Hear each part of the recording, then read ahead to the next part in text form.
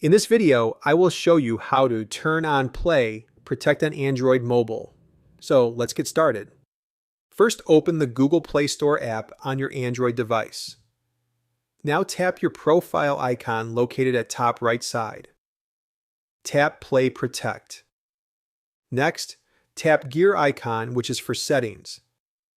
Here, just turn on Scan Apps with Play Protect option. You can also enable Improve Harmful App Detection option to send unknown apps to Google for better detection. So that is how you can turn on Play Protect on Android. If you found this video helpful, then like the video, share with your friends, and subscribe to my channel. Thanks for watching, and I will see you in the next video.